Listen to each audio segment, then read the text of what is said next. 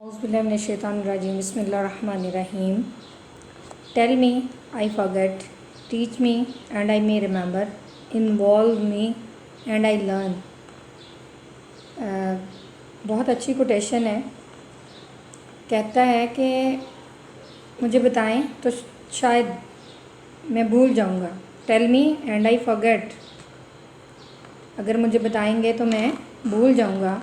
Teach me, मुझे सिखाएं, and I may remember, शायद मैं याद रख लूँ। Involve me and I learn, मुझे काम में इन्वॉल्व करें, शमूलियत मेरी शामिल करें उसमें, तो मैं सीख जाऊंगा।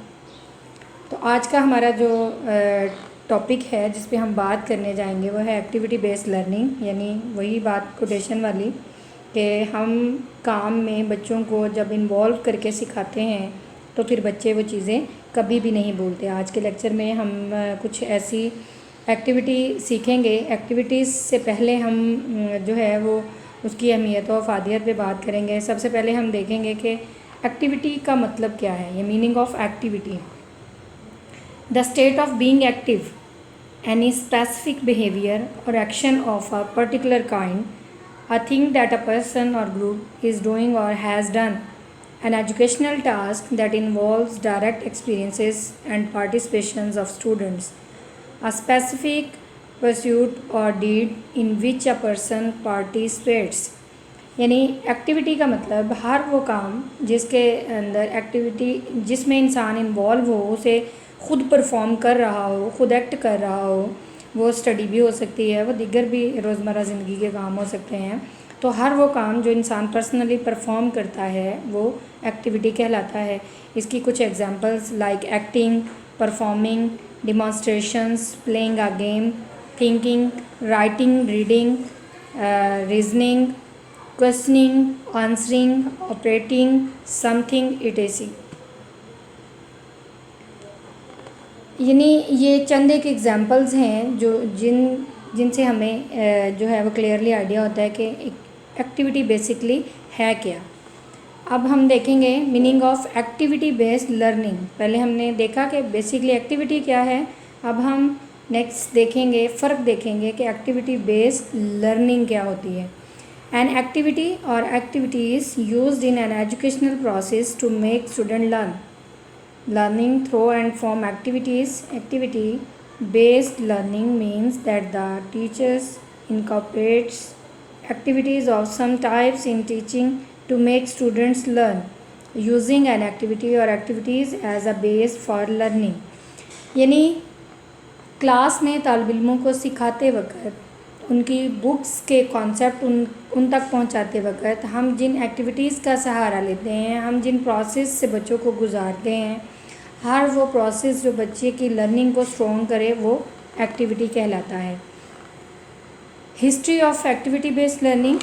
Activity based learning started some time in 1944 around world war II when a British man, David Horsburgh, came to India and finally decided to settle down there.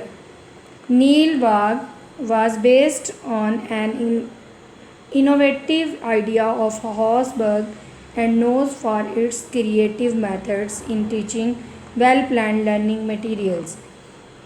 यानी एक्टिविटी बेस्ड लर्निंग सबसे पहले जो स्टार्ट करने वाले person हैं British person David हॉर्सबर्ग हैं, और ये 1944 में सेकेंड वर्ल्ड वॉर के बाद जो है वो शुरू हुई। Why do we need ABL? ABL stands for Activity Based Learning. Children can learn well when they learn in their surrounding environment, when they actively participate and involved in learning, when they learn on their own। यानी इसकी ज़रूरत इसलिए है कि बच्चे जब environment से सीखते हैं तो वो देर पर लर्निंग होती है, और फिर जब किसी भी काम को वो पार्टिसिपेट करते हैं उस काम में, बनिस्बत इसके कि कोई काम आप सिखा रहे हैं, आप बोली जा रहे हैं, बताए जा रहे हैं या करे जा रहे हैं। लेट्स सपोज आप एक्टिविटी के ज़रिए भी सिखा रहे हैं बट वो एक्टिविटी बच्चे खुद परफॉर्म नहीं कर रहे, आप परफॉर्म कर रहे हैं, तो भी बच्चों की जो लर्निंग है वो इतनी स्ट्रॉन्ग नहीं होगी जब तक कि बच्चे जो लर्न करना चाहते हैं उस एक्टिविटी को वो खुद परफॉर्म नहीं करेंगे। How will you organize ABL? decide instructional goals, understand the learner's cognitive level and characteristics, consider the nature of the subject, knows the time available for achieving the instructional goal, availability of human and non-human resources, select or design the suitable activities, prepare for implementing that in class, provide for link between different activities and previous knowledge, implement it in the classroom, follow it up and bring about required change in the activities for better use.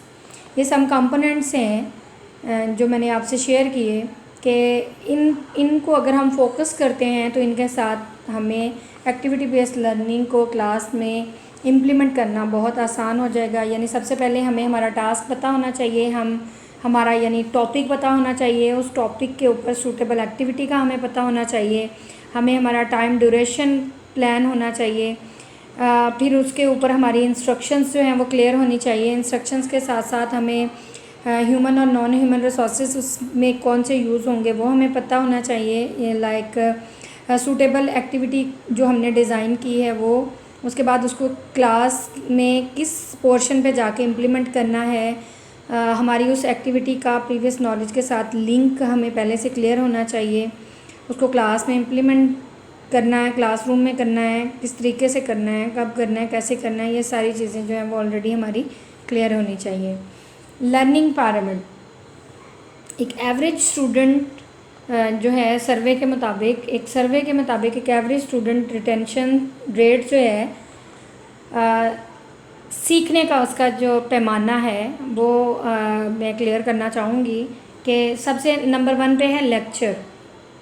यानी class में आप आए, आपने कोई topic board पे लिख दिया और फिर उसके बारे में बताते चले गए, लेक्चर दे दिया, तो जो हमारा लेक्चर मेथड है उसके थ्रू टीचर जो है उसकी लर्निंग, स्टूडेंट की लर्निंग जो है वो 0% है। यानी आप देख रहे हैं लर्निंग पिरामिड में वहाँ सर्वे के मुताबिक उसको 0% मार्क्स दिए गए हैं, यानी no learning. Then second step है हमारा रीडिंग भी बच्चे ने करनी है, हमने नहीं। अगर हम वो रीडिंग जो हम टॉपिक पढ़ाना चाह रहे हैं उसकी रीडिंग हम बच्चे से करवाते हैं तो स्टूडेंट की लर्निंग वहाँ पे आती है 10%।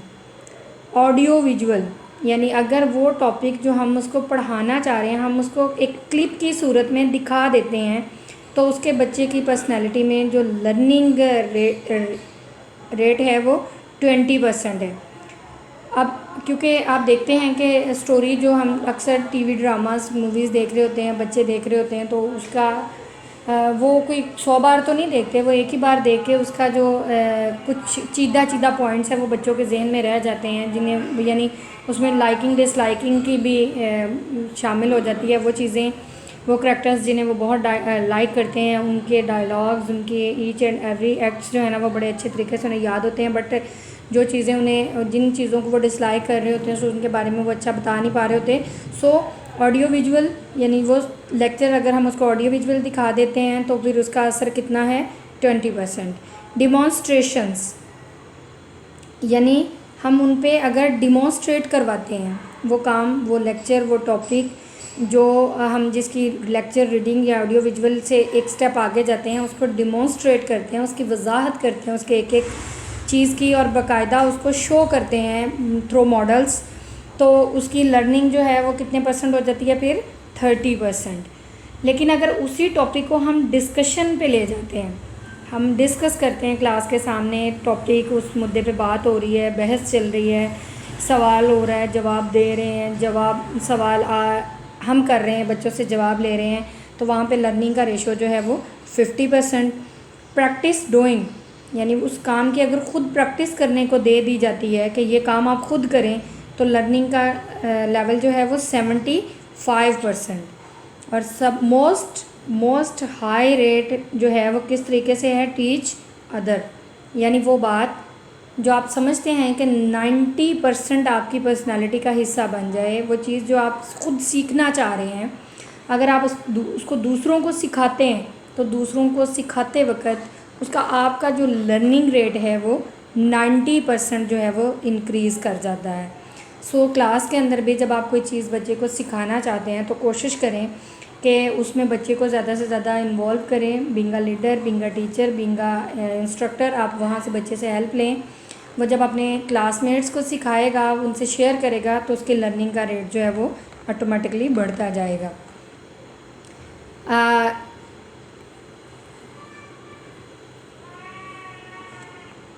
लर्निंग पैरामिड के बाद हम डिफरेंट टाइप्स ऑफ ABL यानी हम कुछ एक्टिविटी बेस्ड लर्निंग की काइंड्स पे बात करेंगे, जिसमें नंबर 1 पे है ड्रामाटाइजेशन, सेकंड पे क्विज़ेस, थर्ड पे ग्रुप डिस्कशन, फोर्थ पे role play, fifth educational games, 6 brainstorming, 7 problem solving, debates, discovery learning, project, field work, experimentations and concept mapping. ये चंद मैंने, इसके अलावा भी दीगर बहुत सारी जो है वो एक्टिविटीज़ हो सकती हैं जिन्हें आप क्लास के अंदर इन्वॉल्व करके स्टूडेंट्स की लर्निंग को इम्प्रूव कर सकते हैं। यहाँ मैंने चंद एक जो आपसे शेयर की हैं। अब हम 1 बाय 1 इनके टाइप्स को देखेंगे कि क्लास में किस तरीके से इनके ऊपर इम्प्लीमेंटेशंस की जा सकती है। सबसे पहले हम जो है वो एजुकेशनल गेम्स की बात करेंगे।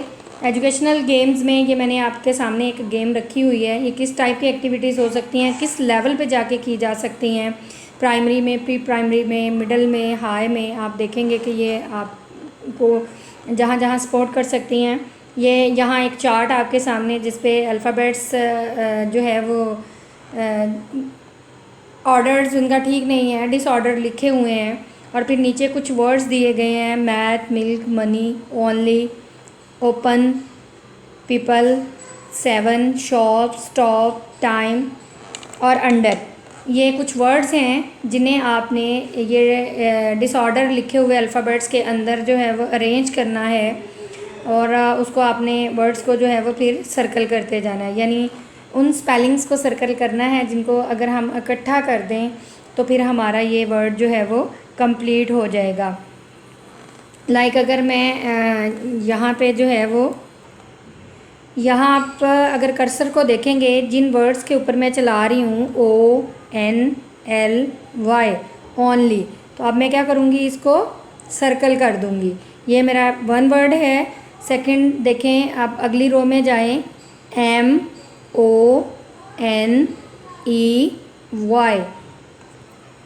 MONEY, क्या बना, मनी। ये हमारा सेकंड लेटर है जो हमने डिसऑर्डर अल्फ़ाबेट्स के अंदर से देखा कि ये वो अल्फ़ाबेट्स हैं जिनको अगर हम तरतीब में लिखे हुए हैं, और ये हमें कौन सा हमारा वर्ड बना रहे हैं, मनी। इसी तरीके से आप इस जो है वो अल्फ़ाबेट चार्ट्स को देखेंगे तो आपको जो मैंने दीगर सारे वर्ड शेयर किए हैं वो आपको इसके अंदर से आसानी से मिल जाएंगे। लाइक अगर मैं पीपल की बात करूं तो ये देखें, लास्ट रो के अंदर PEOPLE, पीपल। ठीक है, तो इसी तरीके से आप क्लास में स्टूडेंट्स को इस अल्फ़ाबेट चार्ट्स के साथ डिफरेंट वर्ड वोकेबलरी जो है वो उनकी स्ट्रॉन्ग करवा सकते हैं।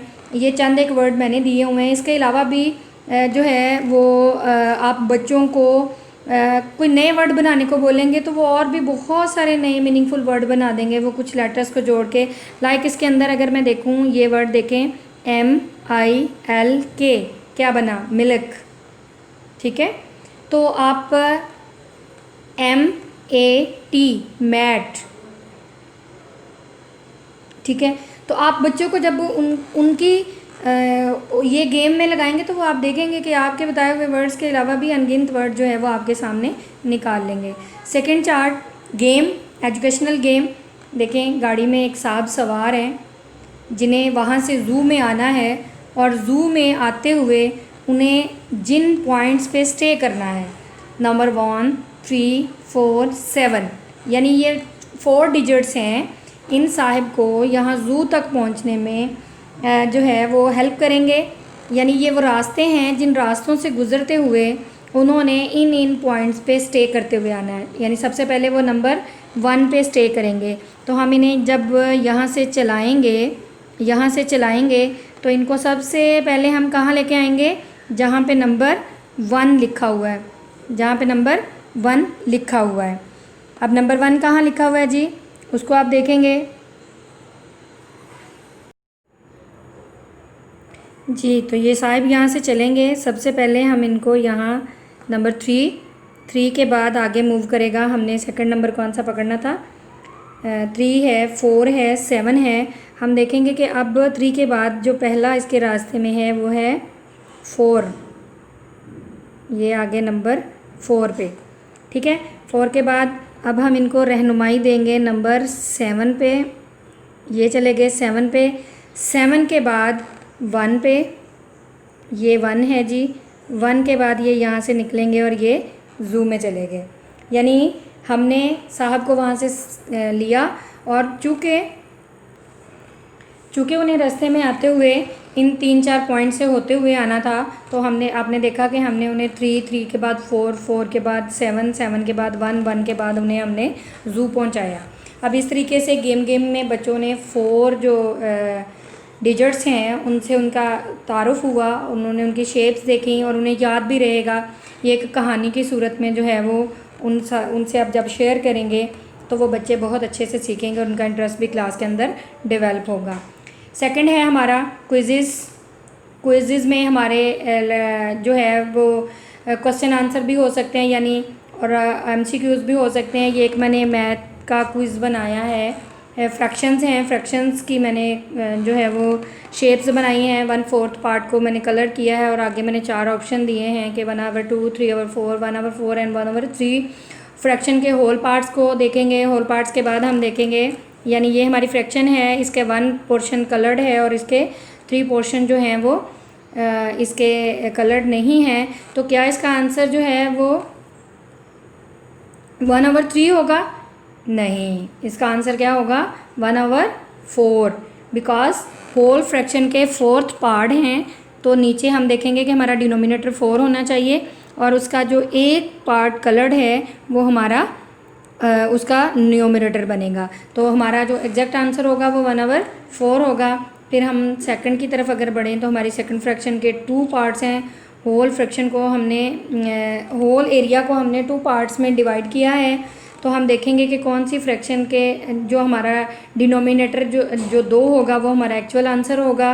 और फिर उसके बाद हम देखेंगे, ये हमारा देखें डिनोमिनेटर हमारा 2 है, तो इसके बाद हम देखेंगे कि हमने उस एरिया को कितने पार्ट्स में डिवाइड किया, 2 में, वो हमारा डिनोमिनेटर बन गया।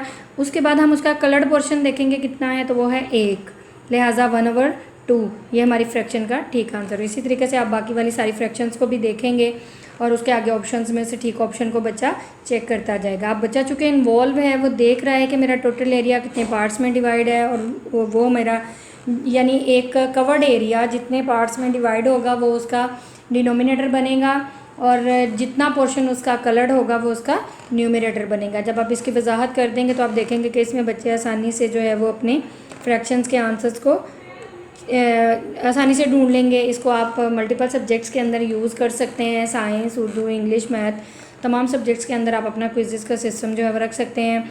और क्विज़ की एक दूसरी शक्ल आप क्लास के अंदर कंपटीशन भी करवा सकते हैं। 2-2, 3-3 आप जो है वो स्टूडेंट्स की टीम्स बनाएं, टीम्स के साथ से 5-5 क्वेश्चन पूछें, जो ठीक आंसर्स दे ले तो आप उस टीम को जो है वो विनर बना के भी क्लास के अंदर लर्निंग को स्ट्रॉन्ग कर सकते हैं। देन है group discussion. Group discussion basically इसके अंदर 4-5 लोगों की एक टीम बनाई जाती है जिनके सामने कोई एक जो है टॉपिक होता है जिस पे सारे लोग बहस कर रहे होते हैं। बहस मीनिंगफुल बहस का मतलब ये नहीं कि तकरार वाली बहस होती है। बहस का मतलब कि उस टॉपिक के मतलब जो जिसके पास इंफॉर्मेशन है वो शेयर कर रहा होता है और उसके ऊपर सारे अपने ख़यालात का इजहार कर रहे होते हैं। जैसे अगर मैं बात करूँ, सामने ये आपको ग्रुप डिस्कशन एक्टिविटी में दिख रहा है कि ये हमारे पास एक समझ लें कि ये जो पिक्चर आपको पड़ी नज़र आ रही है, ये आपके पास वो टॉपिक है जिसके ऊपर सारे लोगों के पास सारे लोग बहस कर रहे हैं, सारे लोगों के पास एक एक आंसर मौजूद है। यानी इसके बारे में इंफॉर्मेशन हर किसी के पास है, बट ज़रूरी नहीं है कि हर पर्सन की इंफॉर्मेशन यहाँ एग्जैक्टली पूरी भी आ जाए। अब आप देखते हैं कि ये वाले जो पर्सन है, इसकी बात को अगर हम यहाँ फ़िट कर देंगे तो ये एक मुकम्मल तस्वीर बन जाएगी। लिहाजा ऐसा तो नहीं है कि ये जो बाकी सारे हैं ये यहाँ बिठाना बेमकसद था, मकसद ये है कि इतने सारे लोगों के दरमियान जब इस मुद्दे पे बात हो रही है तो इन सब में से किसी एक की बात पे हमें मुत्तफ़िक होना पड़ेगा, और मुत्तफ़िक उसी की बात पे सारे होंगे जिसकी बात में वज़न होगा। और अब चूँकि इन साहब की बात में वज़न है, ये जैसे ही यहाँ पे अपनी बात रखेंगे तो ये पूरा मम्मा जो है वो हल हो जाएगा। तो ग्रुप डिस्कशन बेसिकली क्लास में इसी तरीके से आप बच्चों से करवा सकते हैं। आप डिफरेंट शेप्स, मैथ्स और दीगर भी बहुत सारे आप साइंस प्रोजेक्ट्स को देखें, आप वहाँ पे जो है वो इस तरह की चीज़ें करके मैथ के जो है वो diagrams, national international diagrams, values को रीड करने का, वहाँ पे आप इस तरह के जो है वो एक्टिविटीज़ को परफॉर्म करवा सकते हैं। सेकंड आपका है रोल प्ले या ड्रामाटाइजेशन। रोल प्ले और ड्रामाटाइजेशन बेसिकली ये जो है वो किरदारों पे मबनी एक कहानी है जिसमें हर बंदे के स्पुर्द हम कुछ ना कुछ ड्यूटीज़ लगाते हैं जिन्हें वो परफॉर्म करता है। लाइक आप एनुअल्स पे देखते हैं कि कुछ बच्चे टैबलो परफॉर्म करते हैं जिसमें 2 4 6 लोग मिलके हर बंदे के ज़िम्मे कोई ना कोई करैक्टर होता है और फिर उसका कोई ना कोई एक मॉरल लेसन है जो उनकी लाइफ पे जो है वो असरअंदाज हो रहा होता है। इसी तरीके से इस तरीक़ाकार को यानी रोल प्ले और ड्रामाटाइजेशन की जो एक्टिविटी है इसको हम इंग्लिश और उर्दू की जो स्टोरी राइटिंग है, हमने कहानियाँ जो बच्चों को सिखानी होती हैं उनके किरदारों को हम इसमें ऐड कर दें। यानी क्लास में फ़र्ज़ करें कहानी है जो है वो 3 दोस्त और सोने की ईंट, तो आप क्लास में से कुछ लोगों को 3 दोस्त बना दें, कुछ को वो करैक्टर बना दें जी, सोने की ईंट बना दें, और फिर वो सारी स्टोरी जो है वो बच्चों से प्रैक्टिकली परफॉर्म करवाएं कि किस तरीके से वो जंगल बनवाएं, और यानी वो उसको बिल्कुल एक करैक्टर शो करे, हर बंदा अपना अपना किरदार परफॉर्म करे। तो उससे ना सिर्फ देखने वाले सीखेंगे बल्कि उसको परफॉर्म करने वाले की लाइफ में, जैसे मैंने पहले आपको लर्निंग पिरामिड में बताया कि टीच अदर, दूसरों को सिखाते वक्त जो आपकी ख़ुद की लर्निंग होती है उसका लेवल जो है वो 90% जो है वो इंक्रीज़ करता है। तो ये एक बहुत बड़ी इफ़ेक्टिव स्ट्रेटजी है जिसको अगर आप क्लास में स्टोरी राइटिंग में यूज़ करते हैं तो आपके बच्चे वो कहानियाँ, लंबी लंबी कहानियाँ जिन्हें वो याद करने में उन्हें दिक्कत होती है, उनको जब आप रोल प्ले के थ्रू सिखाएंगे तो वो बहुत अच्छे तरीके से सीख जाएंगे। Try these fresh role play activities with your class, यानी वो एक आप उसमें टेलीफोनिक कन्वर्सेशन भी हो सकती है। टेलीफोनिक कन्वर्सेशन के बाद going to the shop, booking a hotel, sharing opinions, job interviews, getting everyone to speak, argument between neighbours, body language, ये सम अदर रोल एक्टिविटीज़ हैं जिन्हें आप परफॉर्म करके स्टूडेंट की लर्निंग को स्ट्रॉन्ग कर सकते हैं। Brain storming, what is brain storming? क्या दिमाग की बत्ती जला दें, दिमाग के अंदर तूफ़ान बर्पा कर दें। वो हम कैसे बर्पा कर सकते हैं? उसके लिए जो है आइडिया फॉर अ गोल, यानी दिमाग की बत्ती जलाने के लिए सबसे पहले हमें टॉपिक चाहिए होगा। क्या चाहिए होगा? टॉपिक, यानी हमारा जो उस दिन अंडर डिस्कशन टॉपिक होगा वो हमें पता हो। उसके बाद हम what would you need to do to reach this goal, उस टॉपिक के बारे में क्या जानना चाहते हैं आप, ठीक है। वो अपने क्वेश्चन लिखें, 2 3 4 5 6 जितनी आपको इन्फॉर्मेशन रिक्वायर्ड है आप उन्हें क्वेश्चंस में तरतीब दे दें। उसके बाद what help will you need, what help will you need, किस टाइप की मदद की आपको ज़रूरत होगी वो आपको पता होनी चाहिए। How long do you think it will take, कितना, यानी how long do you think it will take, why do you want to do this. आप इन सिनेरियो में जब आपको यानी ब्रेन स्टॉर्मिंग के लिए आपको इन प्रोसेस पे आपकी ग्रिप होनी ज़रूरी है। सबसे पहले आपको आइडिया पता होना चाहिए, उसके बाद आपको पता होना चाहिए कि आप इससे what would you need to do reach this goal, इस गोल तक पहुंचने के लिए आपको किन किन चीज़ों की ज़रूरत पड़ेगी, उसमें आपको किस टाइप की हेल्प की ज़रूरत है, इसका ड्यूरेशन क्या हो सकता है, और इसको करने की आप करना क्यों चाहते हैं, आपका जो बेसिक पर्पस है वो आपको पता होना चाहिए। जब तक आपको पर्पस पता नहीं होगा, आपका पर्पस स्ट्रॉन्ग नहीं होगा, तब तक आपकी जो लर्निंग है वो भी स्ट्रॉन्ग नहीं होगी। Problem solving activity. नेक्स्ट आपकी है problem solving activity. You are on a committee that it is in charge of deciding what to do with a small amount of money that has been donated to improve your school.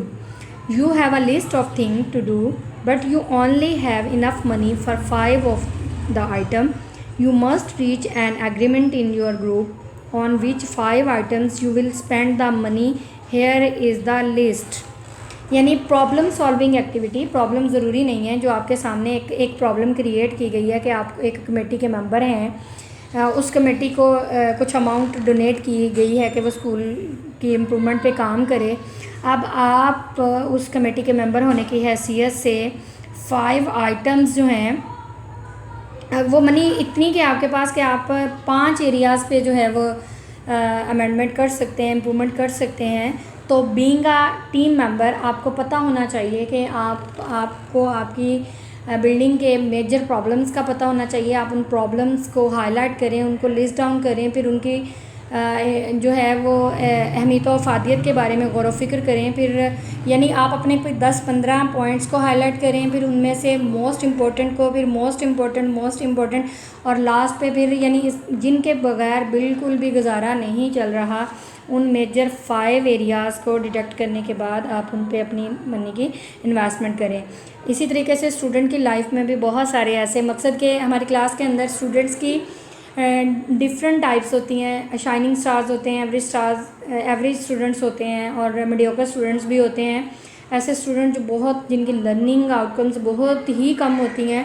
तो topics पढ़ाते वक्त being a teacher हमें हमारे topic में ऐसे 5 areas को diagnose करना चाहिए जो problem solving activity basically class में उसी तरीके से इम्प्लीमेंट की जा सकती है कि आप जैसे एक टॉपिक को पढ़ाते वक्त आपने 15 क्वेश्चन किए हैं जो कि आपके मीडियोकर स्टूडेंट के बस की बात नहीं है, तो फिर आपको जैसे मनी को इन्वेस्ट करते हुए आपको सिर्फ आपके 5 एरियाज़ का पता होना चाहिए। आपको भी आपके मच इम्पॉर्टेंट 5 क्वेश्चंस का पता होना चाहिए ताकि आप अपने मीडियोकर स्टूडेंट्स को वो दे सकें।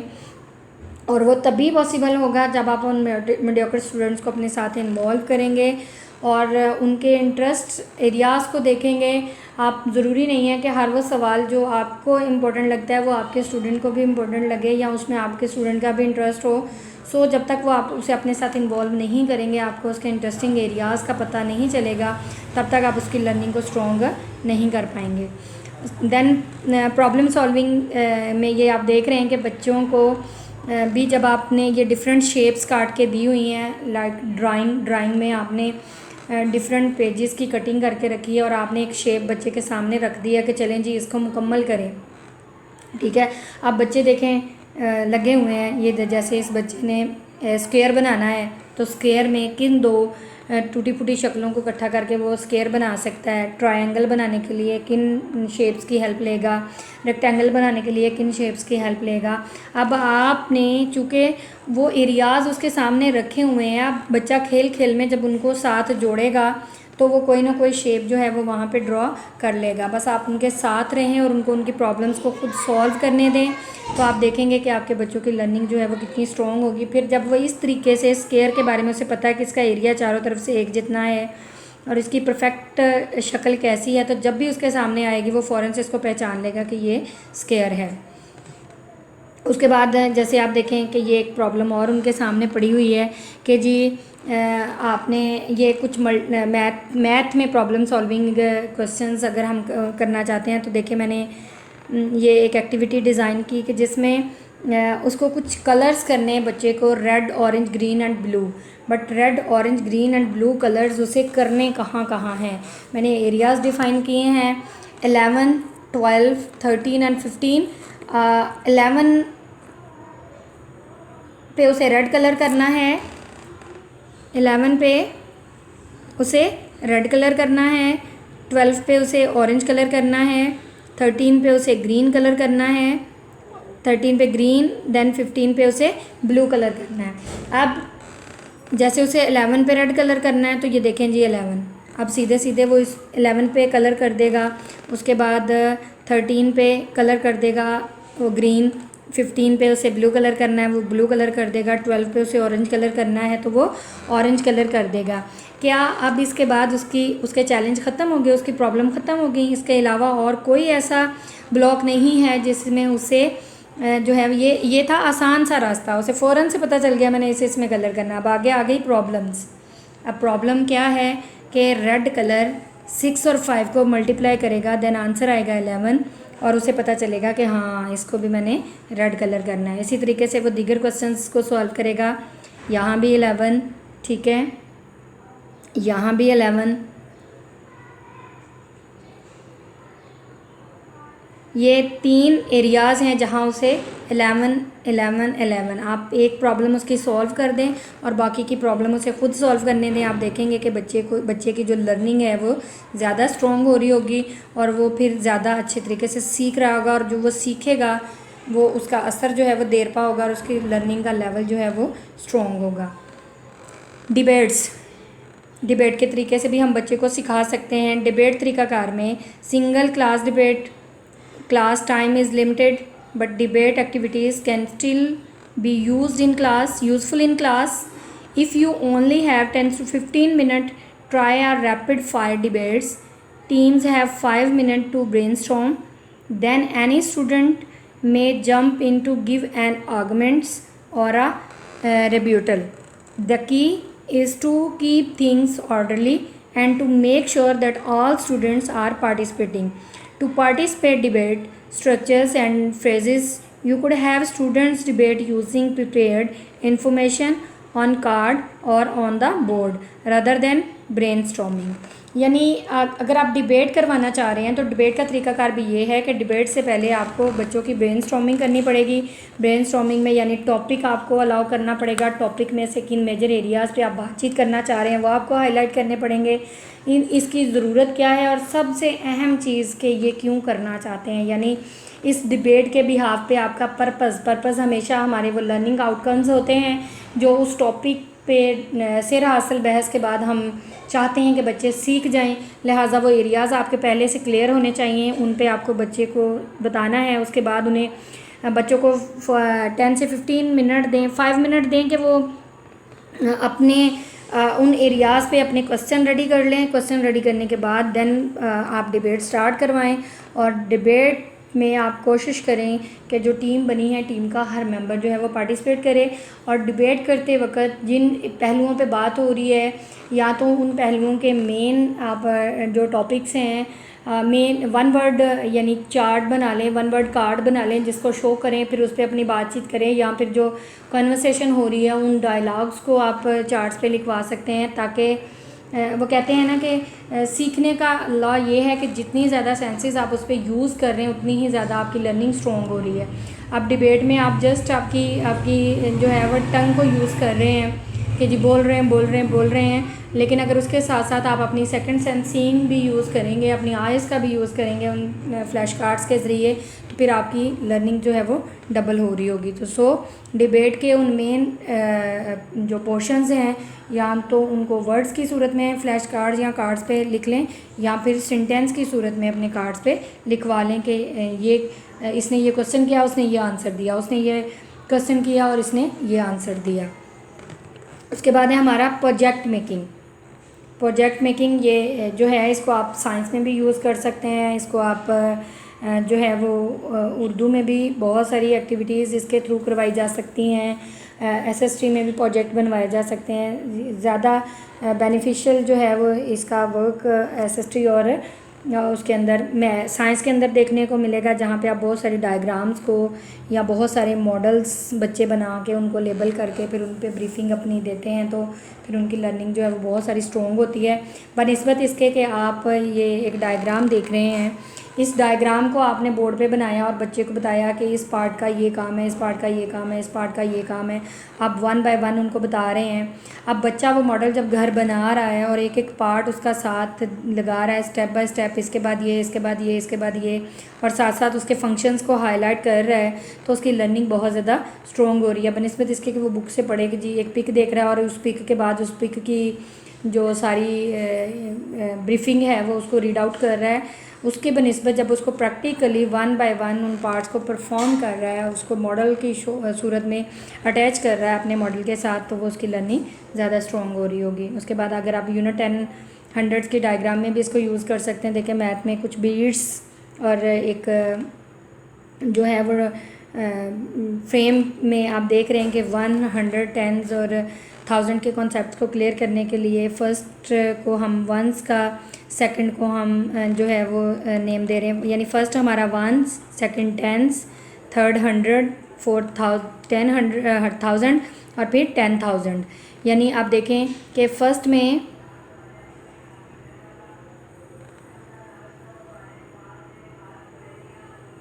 हमारे कितने बीट्स हैं, 1 2 3, तो हमारे यूनिट्स कितने हैं, 3।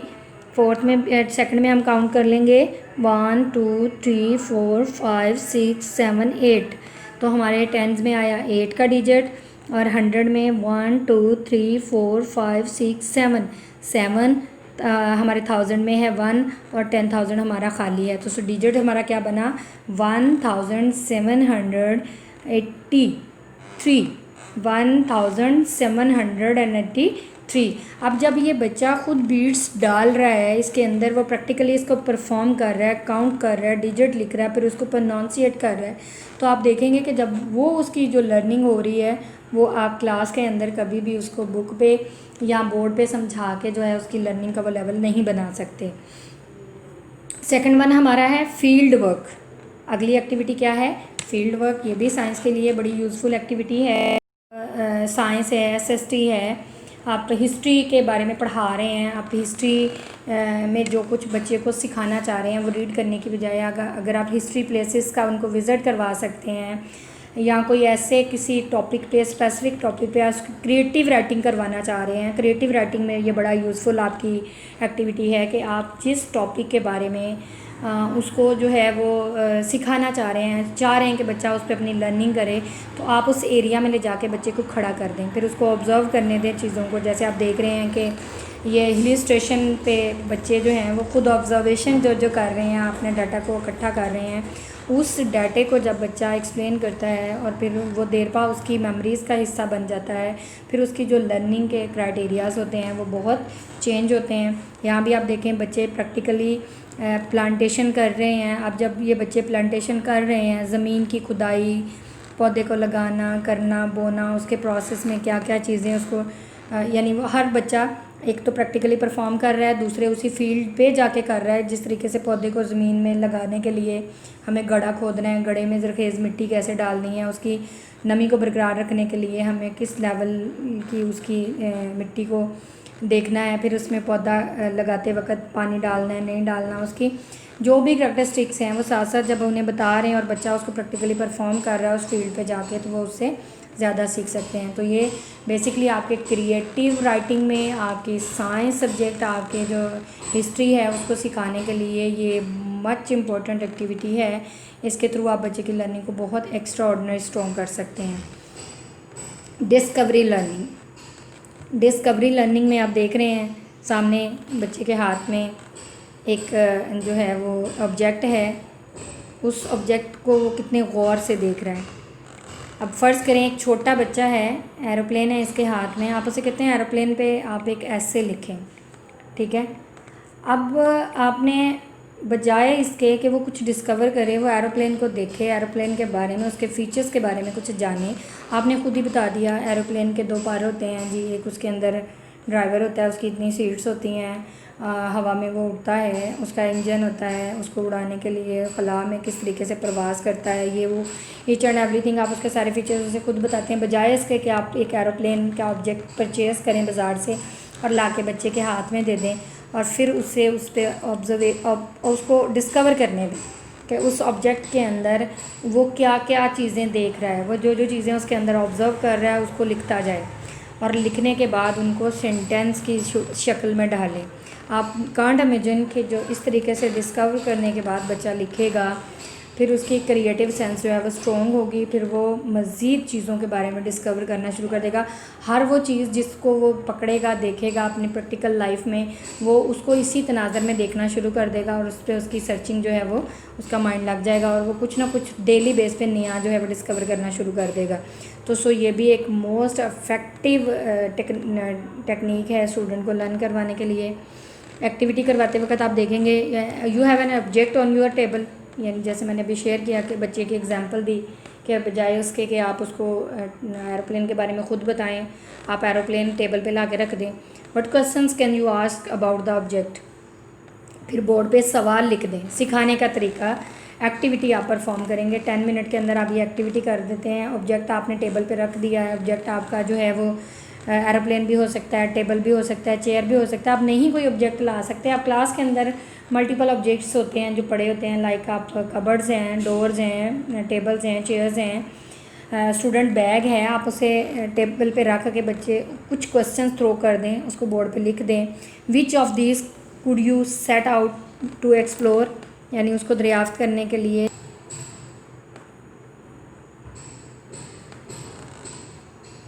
Experimentation, what is an experiment, यानी ये साइंस में बहुत ज़्यादा यूज़फुल एक्टिविटी है कि जब आप वो सोल्यूशन और सॉल्वेंट के बारे में बच्चे को सिखाना चाह रहे हैं, तो बजाय इसके कि आप उन्हें पढ़ाएं रट्टे लगवाएं, क्लास के अंदर कुछ इस टाइप के एक्सपेरिमेंट उनसे करवाएं।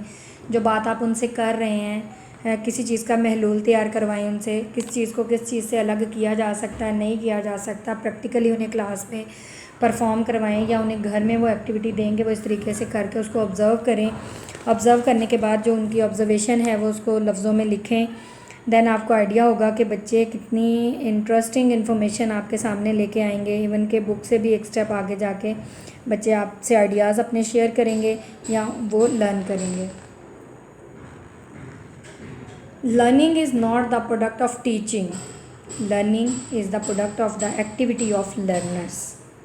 जॉन हॉल्ट कहता है कि learning is not the product of teaching, learning is the product of the activity of learner. यानी सीखने सिखाने का अमल जो है वो इस चीज़ का नाम नहीं है कि आप सिखाते जाएं, नहीं, बल्कि लर्निंग जो है वो बेसिकली उस अमल का नाम है, उन एक्टिविटीज़ का नाम है जो लर्नर्स सीखते वक्त जो है वो परफॉर्म करते हैं।